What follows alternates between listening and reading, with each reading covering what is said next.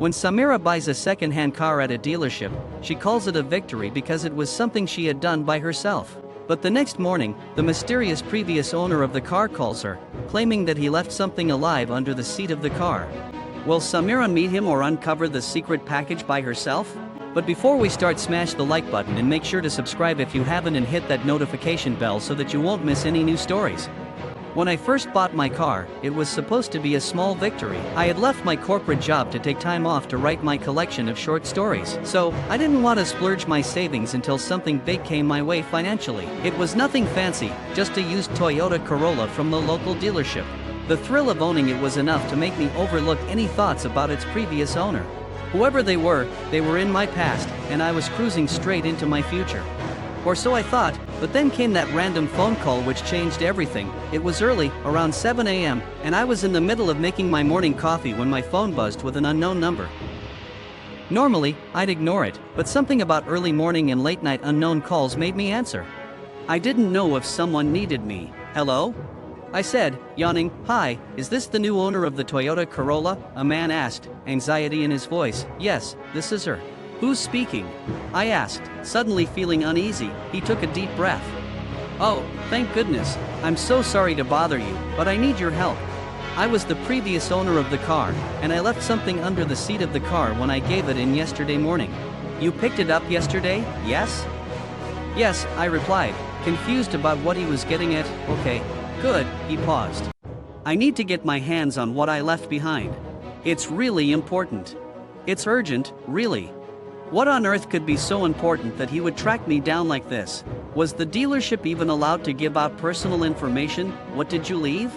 I asked, trying to stay calm. It's something alive, he stammered. Please, ma'am, I need to come and get it as soon as possible. I promise you, I'll explain when I see you. I remained silent for a moment. Alive? The word echoed loudly in my mind. Was this man serious? What alive thing could possibly be in the car? My mind raced between a baby to a dog to even a package of narcotics that he was brushing off as something alive. Do you want to meet me somewhere or give me your address? He continued. I should have probably said no to all of the above. But there was something about him and the panic in his voice that made me hesitate to say no. Okay, I finally said, my voice more firm than I felt. Come over to my neighborhood. There's a park not too far away from where I live. I'll meet you there. I'll send the address to this number. That's perfect, he said, sighing in relief. Don't worry, it's contained for now. I hung up and stared at my phone. What are you doing, Samira? I asked myself. Are you really going to meet a random person? But what would be alive under my seat? My thoughts started to worst-case scenarios again. What if it was a dangerous animal? I had no idea what to expect, and that's what made me nervous. 20 minutes later, I was standing next to the Corolla in the cool morning air, waiting for the mysterious stranger to show up. Finally, a man pulled up in an old pickup truck, just as he had texted me to say he would. His eyes scanned the area nervously before landing on me. I'm Ben, he said. Thank you for letting me come. There was something endearing about his disheveled appearance, though I could tell he was genuinely worried. No problem, I replied. I'm Samira. So, what exactly did you leave under the seat? Then, Ben pulled out a small, sealed box with tiny air holes punched into the top. My stomach did a flip as I imagined a tarantula inside the box. I'm really sorry to bother you like this, he said, standing up and holding the box. What's in there? I asked, almost amused. I have a pet gecko at home, and I feed it live insects every day. Yesterday, I stopped at the pet store to pick up some food, including mealworms and roaches, but I must have left the box under the seat when I was unloading the car.